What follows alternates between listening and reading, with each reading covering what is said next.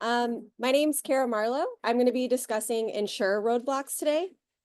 So a bit about me, my background is I'm the product manager within product development for HMSA. We are the Blue Cross Blue Shield of Hawaii. We are the largest insurer in the state. But also I am a breast cancer survivor. I just made my first year of remission from triple negative breast cancer. Thank you. So I'm also an Oncofertility utilizer. So I did go through the process after being diagnosed of having my egg retrieval and cryopreservation. So I do have kind of a two heads going into this.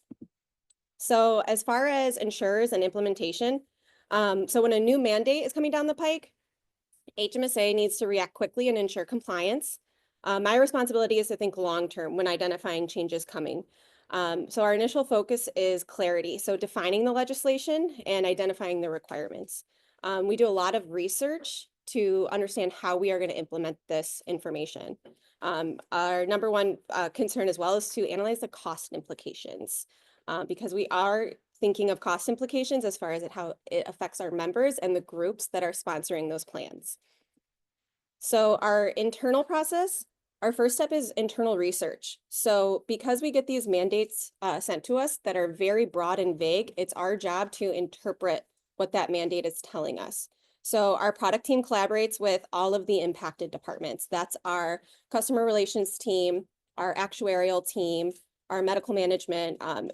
It's a wide berth. So what are included diagnoses? Are these specified cancers? For example, are we obligated to cover a 54-year-old man who's been diagnosed with cancer? Does he fall within that realm of oncofertility preservation? What are the included services? Do we limit to egg retrieval and storage? Are we mandated to assess fertility after treatment's been completed? And are we to cover the IVF should that patient be deemed as fertile post-treatment? Are there limitations, age, storage limitations for cryopreservation? Are we going to cover storage for somebody who has their eggs retrieved at age 18? Are we going to only cover them for 5 years? That puts them at 23. They may not be ready to start their family at that time. On the flip side, if we do an egg retrieval for somebody at age 42, are we going to cover them for 10 years? Or is that going to just drive up the cost, which is going to come out of the members' premium cost? So outside of the product, our medical management team. So this is a team that you may all be familiar with, but you just don't know it. This is our team that's going to review things like pre-certification. So our collaboration, our medical management team is a team of nurse reviewers and physicians who are of the medical mind to be able to review information and deem what's medically necessary as we need to comply. So their job is to identify those roadblocks, and their job is also to fight with me all day when I come to them with coverage information or a benefit proposal. Their job is to poke holes in that. What about this person? What about that person? Is fertility preservation limited to oncology? Is this something we need to look at for gender dysphoria or like stem cell transplant is another great example. So we also have them identify the diagnoses and the services that are likely to be impacted. Once they identify those services and those limitations, it's sent off to our configuration team. They are the folks who are going to identify those services and apply those ICD-10 codes, the diagnosis codes that fall within this new mandate. And step 4 is our actuarial team. This is our team that takes all of that information, such as the scope of diagnoses, the scope of services, as well as the age limitations. They look at our population. How many people do we have that may cause us to use this new benefit? And they are the one who crunch the numbers and say, this is what we think that per member per month cost may be. So it may be as small as, this will be 1 penny per member per month, or this may be 7 cents per member per month. It's a wide variation just based on what those diagnoses, the age limitations, all those different factors are.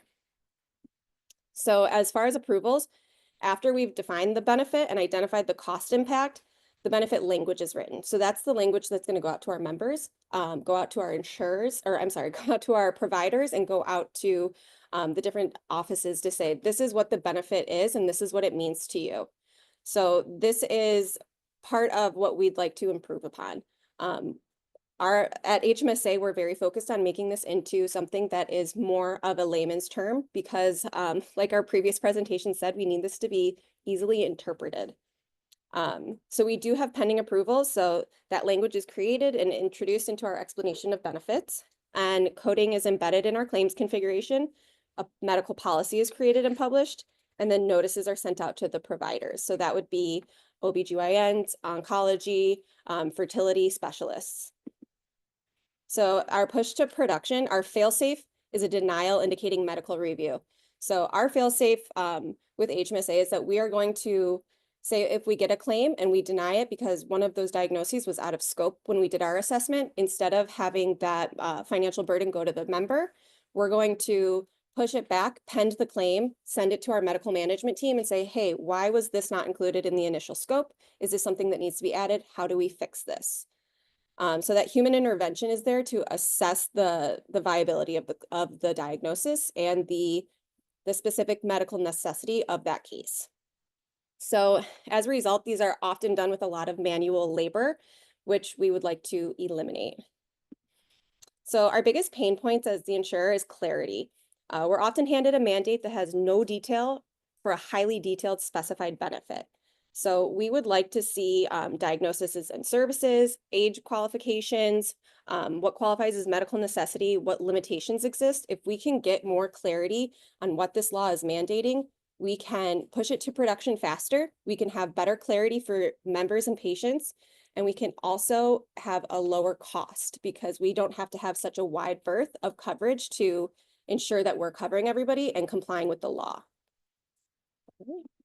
Thank you.